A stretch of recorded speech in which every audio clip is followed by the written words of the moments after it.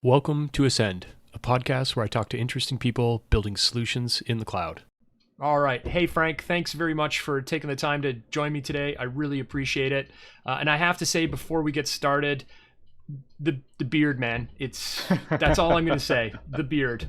As we were talking before we got started here, you kind of know the kind of general direction. So we're just going to hop right in. I'm going to ask you the first question. You and I have been working together on AWS now for, I don't know, 4-ish years. And the first question is always the same. Can you kind of give me some insight into some of the common challenges that you faced as you were transitioning from kind of what I'll say pre-AWS to running your solutions on the AWS platform? Tell me a little bit about challenges. Sure, and thanks for having me here. I really appreciate it. And it's interesting the journey that I have taken into the cloud. Um, Really, I would say honestly, the biggest struggle wasn't even with the technology. It wasn't figuring out how to get our infrastructure into the cloud from where it was, which was on-prem inside of each of our offices at the time. That was our use case.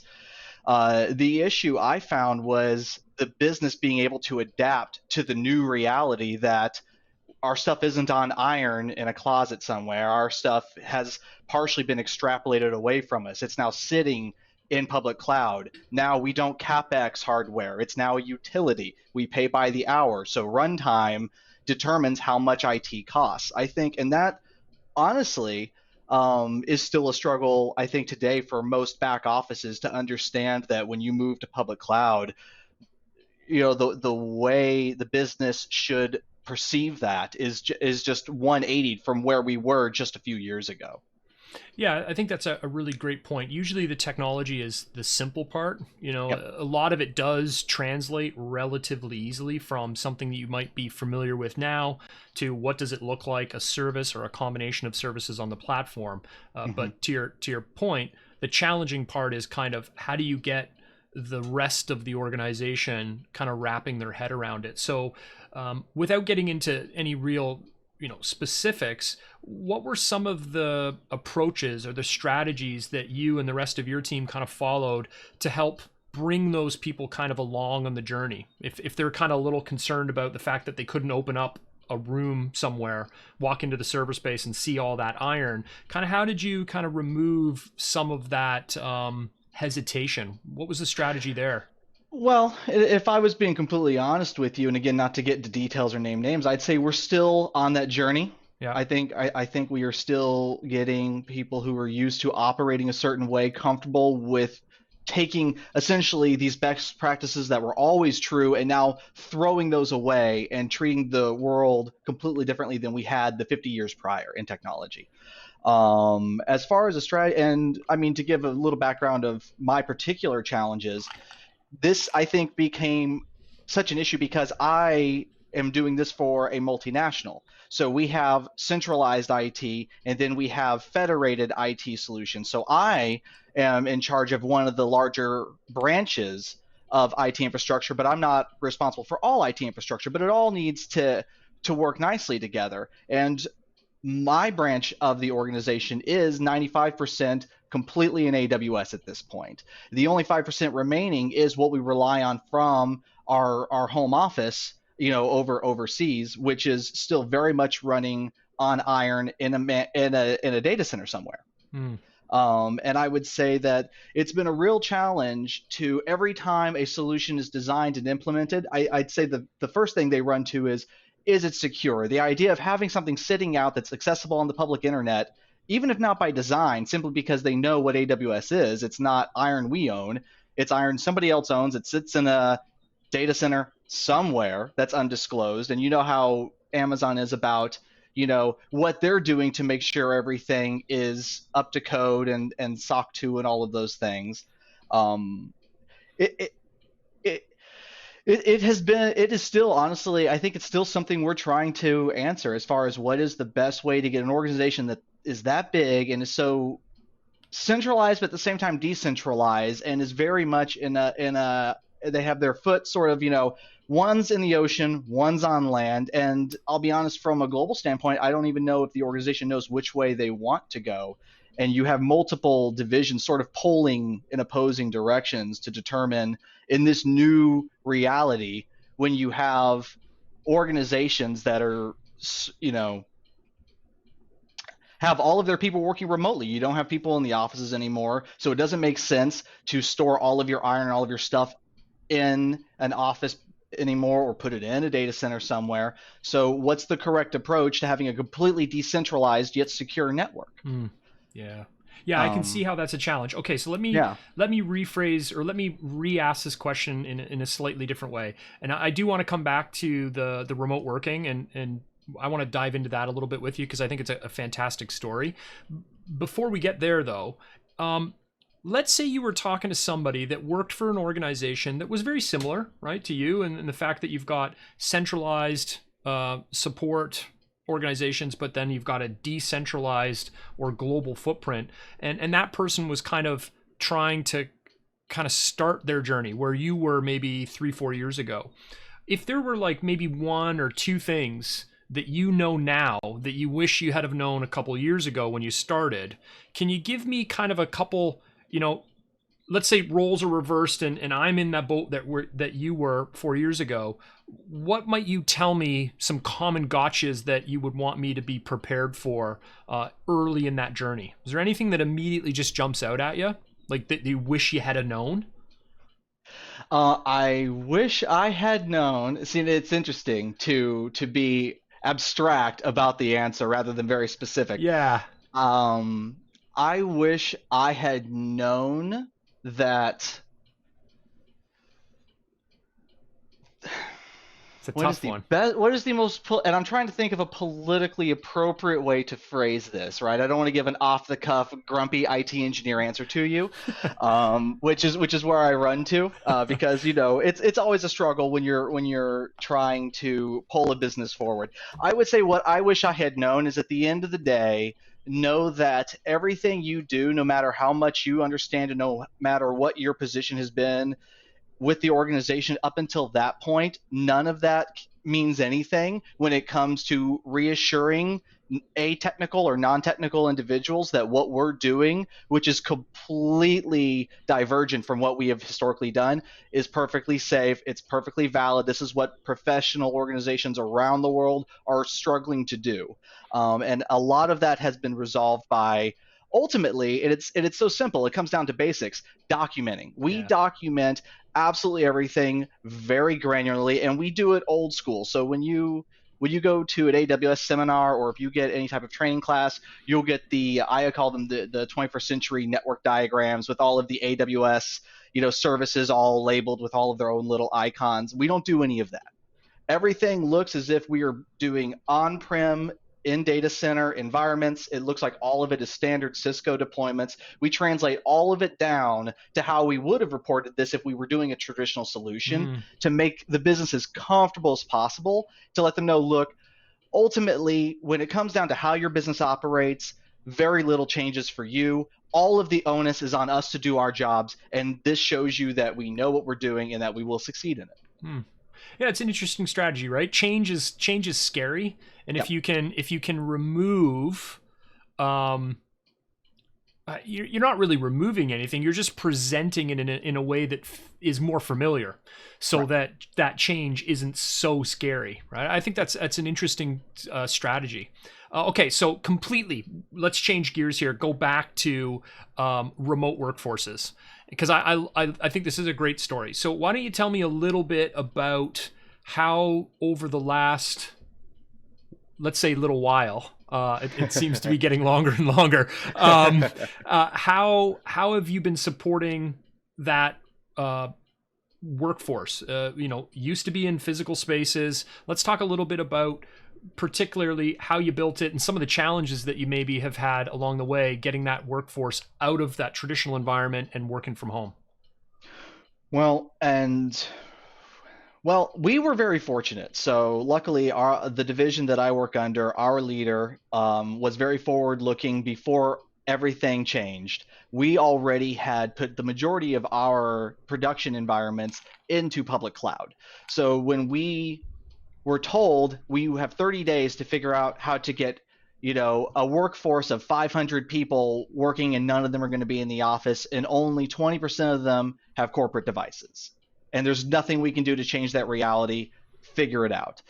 Thankfully, we already had the data that our users needed access to in public cloud, so they could access it if we could just get them securely into the public cloud. And if there was anything on-prem overseas that they needed to get, we already had infrastructure in place that allowed them to get there from public cloud. So huzzah. How do we get our workers in there, especially when the traditional solution would be you have an on-prem client VPN solution, have everyone connect to the network. That was only meant to support 20% of our workforce. We did not have the physical hardware that could handle the capacity we were talking about, even if we could acquire the licensing to do it. So we tried a lot of other solutions, but ultimately the first idea we had was the best one. And the best one was AWS having something that nobody else does, which is AWS Workspaces, which I won't dig into the competitors and how it aligns with them. I will simply say that the other solutions we looked at didn't touch it. The ability for us to simply, as long as we could build out a new VNet inside our environment, which again, thanks to our partnership, we were able to do that. It became very simple to then go in there, connect back to on-prem services for things like authentication, et cetera, to secure it, and then get our users working from any device they wanted. And it's still opening eyes, I can say that, for the rest of our organization as to how revolutionary that solution has been, particularly for something that ultimately is a turnkey solution. Yeah, and let's talk again about challenges, and in this case, challenges specifically to the workspaces implementation. I think I know the answer to this, but I don't want to kind of lead you in a direction.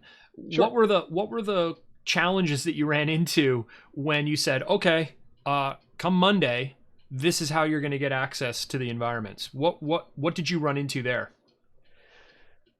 We ran into two very, very large brick walls we were honestly pinned between two very large brick walls. One was on one side, our users, which we ran into an issue of training, an issue of understanding how the technology you already own works and how you're supposed to accomplish simple tasks on it.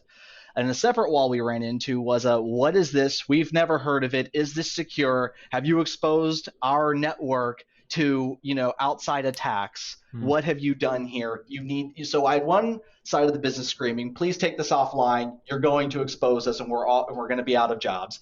And then I have the other side of the business saying, I can't work and make money, please help, I'm going to be out of a job.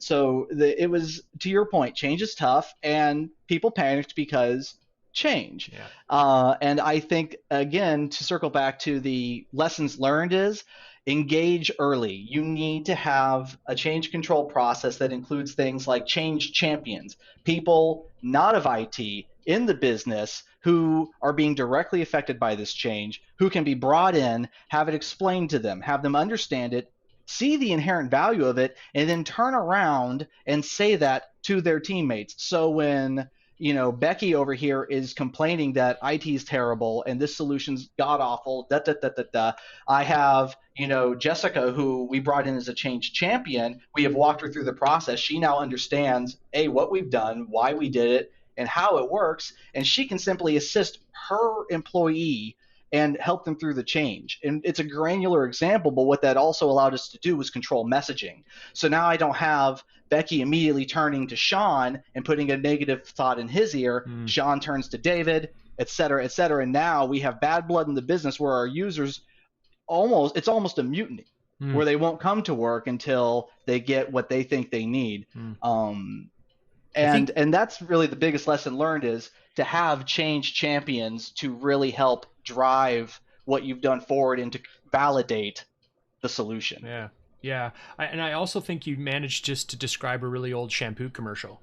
They tell one Yeah. person and they tell one person Yep. and they tell one. Yeah, I can't Yep. remember that brand, but it's burned into my brain where it was like almost like well, kind of like what we've got now. There's two people on the screen, then there's four people on the screen, then there's eight people on the screen, right? Yeah, I think it's perfect in the way that you've described this and the fact that you need those advocates or those champions internally that kind of understand the situation you're in, understand what is the ultimate outcome, and to the earlier comment, change is scary, change is hard for for everybody really. So if you get hung up somewhere, having somebody to be able to go to help you navigate through something that is, you know, familiar but new, familiar but different, kind of getting you over that hurdle, making you feel more comfortable about it, whether it's from the, hey, I just can't get this to work at home, or on the business side, making them comfortable from a security perspective. I think that's a really good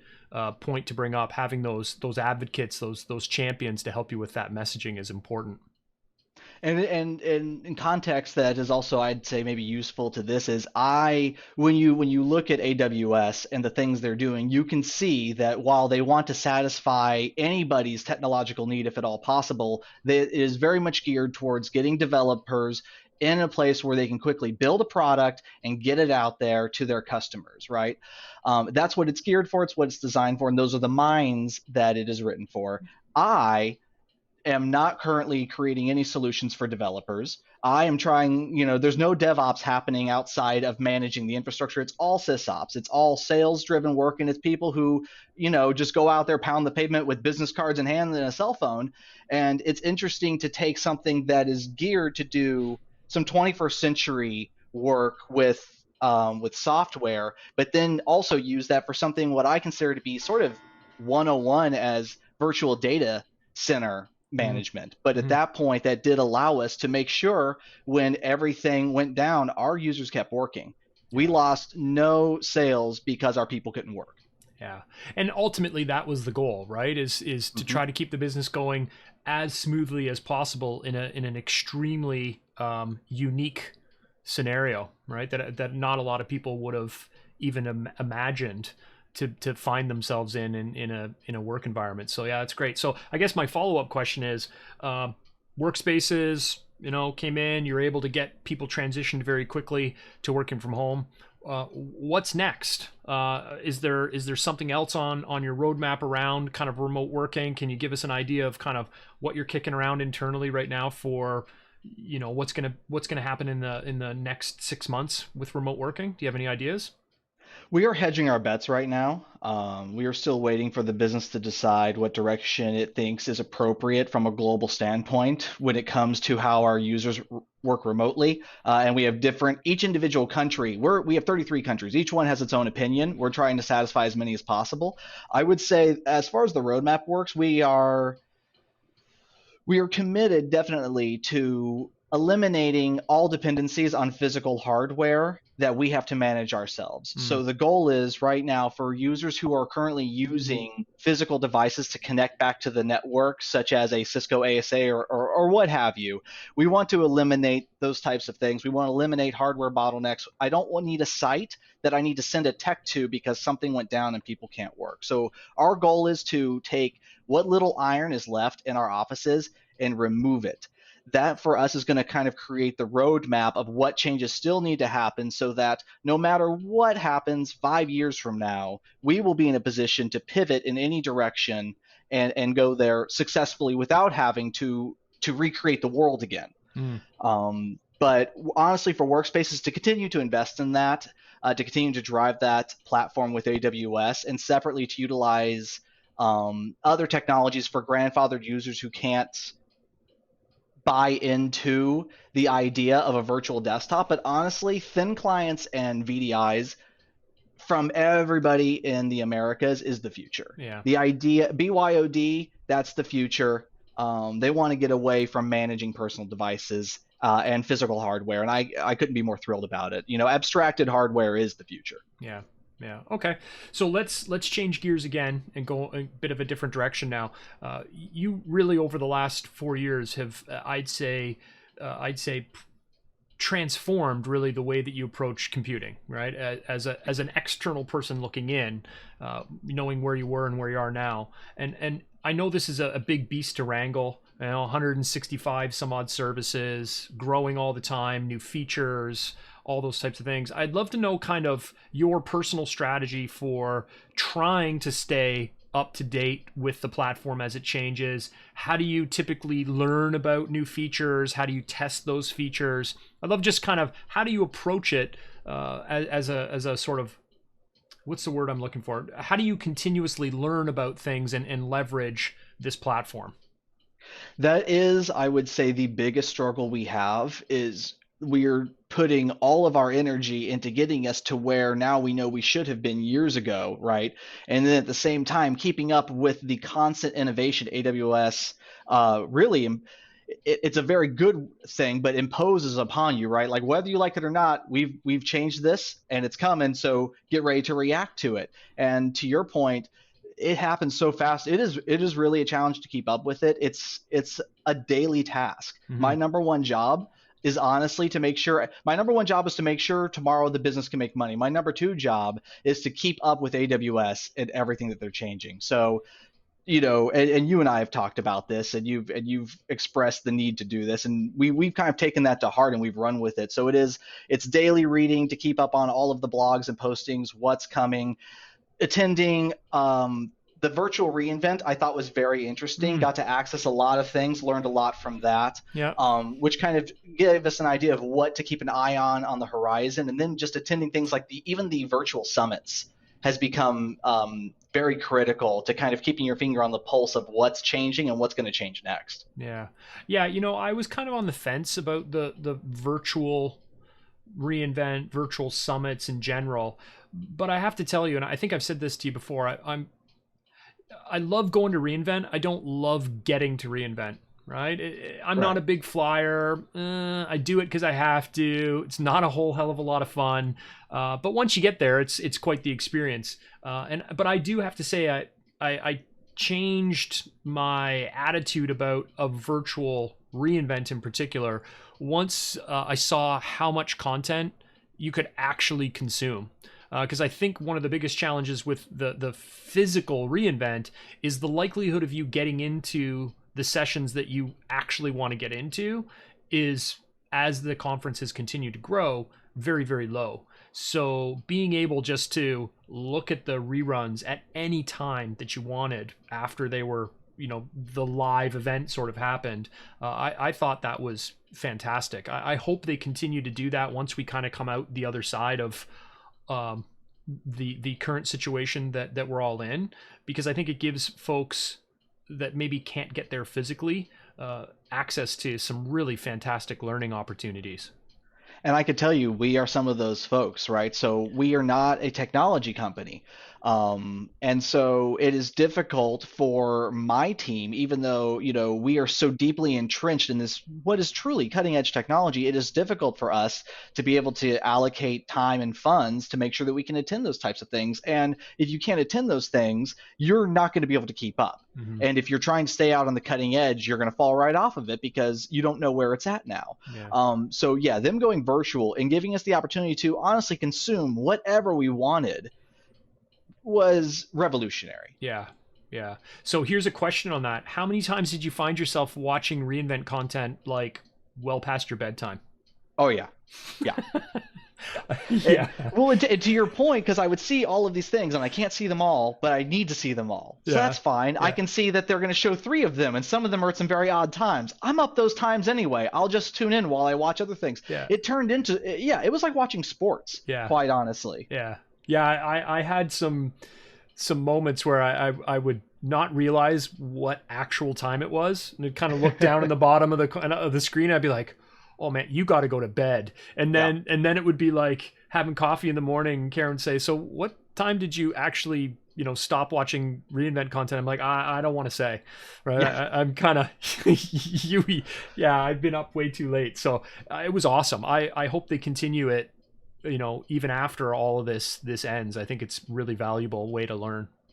I think it's crucial, honestly. And honestly, it speaks to their philosophy anyway. Their philosophy is, having things, doing things physical, on-prem in a physical location where everything is confined, right? Like you have capacity problems. How do you solve your capacity problems? By abstracting it into cloud services. Yeah, yeah. And doing this has actually, I feel, I mean, and they have to have numbers to prove it, right? This has to have been just a boon for them. So many people who couldn't drink the Kool-Aid now could have as much Kool-Aid as they wanted, Yeah. and it was tasty. Yeah, It really was. I love it. I think that's a great way to say it. And I remember my first reInvent, a single hotel. The last time we went, it was like 6 hotels. So at some point, how are you going to continue to scale out the number of hotels? There's only a certain number there. It's going to be challenging. So on that same vein, are there any other like learning resources that you find yourself kind of going continuously back to, that again, if you knew what you knew now 4 years ago, that you would recommend to somebody, like, you got to spend your time here, it's going to be a real valuable resource? Is there anything that pops to mind? It's tough because it depends on what you're doing. Okay. Right. The AWS has such a broad spectrum of services that they offer that I guess depending on what you're trying to do, it would change on what I would recommend. I very much live in a SysOps world. I don't support dev efforts. I'm not doing any public internet hosting of services or anything like that. You know, I'm making sure that back offices can run. Mm-hmm. So for anybody in my position, doing the things I've already said is just crucial. I mean, first, like, if you want to get into this at all, assuming you haven't already done this, go through and get the certifications for associate architecture and SysOps, because that will let you know everything that you can possibly think that you could do with the AWS platform here and now today. And then honestly, one of the things I find useful is pulling down and running through that practice test just to see the changes that are happening. It gives you, because again, like if you're paying attention and you see all the changes that are happening, and there's multiple ways to see that, either through reading the blogs, seeing the change in what they evaluate you on, things of that nature. It lets you know where things are going. It lets you know what AWS is thinking about. And so I have found, as we have been kind of trying to keep up with AWS, I am less and less, honestly, surprised when they announce something new. Now when they announce something new, it's like, oh, it's finally here. We have been waiting for this, because they've been teasing you the whole time. Like, if you're paying attention, this little thing drops. You know why they dropped this. It's leading to this other great thing. Yeah. Honestly,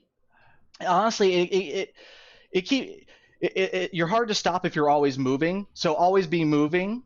Especially with AWS, and you'll be successful. Yeah, I think that's also a really just great piece of advice, is the fact that this platform is moving so quickly that you need to move as quickly as you can as well, and consume the information that makes sense. To your point, like, don't try to consume information about 165 services. Consume the stuff that is important for what it is that you're doing right now, with keeping your eye on kind of maybe some moonshot stuff that you might be thinking about, and you just kind of keep your eye on the feeds from Amazon, Twitter, blog space, their Twitch channel, I think is fantastic, just to give you an idea of maybe a hint of what's coming. I think that those are great strategies as a way to kind of stay up to date and kind of help you determine what it is that you need to think about next.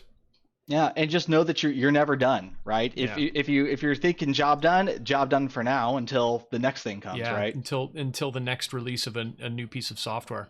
Yeah. Right. Or the next global event changes reality as we know it, Yeah. Well, yeah, that's one of the big things that happen at these events, is they get a whole whack of new services or features to services. So then you go away, you're like, oh man, I got a lot of work to do here to figure out what all these are, because, it used to be that before you at least had the conference time to brush up before you got back to the office. But now with it being virtual, you probably are having somebody ask you about it the next morning, right? Oh yeah. Let's stop and talk about the dangers of virtual reInvent for a second. When your boss can tune in and see exactly what they were talking about, he has a lot of questions that I hope you were watching that session and were taking notes, because he expects some answers. Oh, that's fantastic. Kind of precarious. Yeah. Kind of precarious. But Oh, go ahead. I was gonna say, but it's good because you want the business to engage. Like, Yeah. if they are engaged and if they're learning, then we can speak the same language. Yeah. I can't tell you how many links to sessions I was sending around to my whole team. Like, I know you guys don't have to work on the platform, but you need to understand what we are doing here, because at the end of the day, like, the ship that you are on was built in AWS. You should know what we made this ship out of if you're going to trust your life on it. Yeah. You know. Yeah. You've brought us full circle back there to what we were talking about, where you've got those internal advocates when you were talking about remote working, where, you know, they kind of have bought in, they're helping other people that are maybe a little further back on the process. You're doing the same thing here with maybe other people that are working in more traditional environment still, but you're saying, hey, this is the direction of the ship. You're advocating, again, being that champion for change internally and helping those other folks kind of, you know, gear up and start learning about this stuff as well. So it's a really important part of not really technical work, but making sure that the rest of the team is staying up to date and kind of moving along with everybody else in the journey. So really important stuff. Yeah, I would agree. I mean, you know, we say internally, it's pass the Kool-Aid. You know, what's the new cool thing I want you excited about? This is it. And if you're not excited, call me so I can tell you why you should be excited. Because the more enthusiastic they are about it, the more positive energy the business hears back from the team. Yeah. And that's how the business determines if we're doing a good job. How happy are the employees that are actually driving revenue? And when you've got happy employees, well, then we must be doing something right. Yeah. Yeah. Okay. So let me finish with this question then. What's the Kool-Aid? What's the recent thing that you've read that is got you kind of excited right now? Anything jump out?